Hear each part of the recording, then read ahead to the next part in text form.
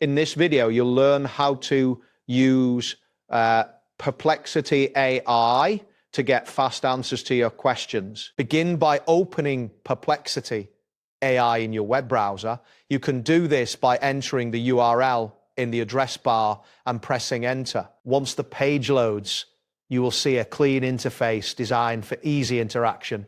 Look for the text input area prominently displayed on the screen. Type a direct question into the input area. For best results, keep your question short and clear. For example, you could ask, what is the capital of Japan? After typing your question, press the enter key on your keyboard. This action will send your question to Perplexity AI and you will receive an instant answer displayed on the screen. If you require further clarification or wish to know more, you can ask a quick follow-up question. For instance, you might type, why is it important, and press enter again. Perplexity AI will process your follow-up and provide you with additional information in response to your new question. This allows for a dynamic interaction where you can explore topics deeper as needed.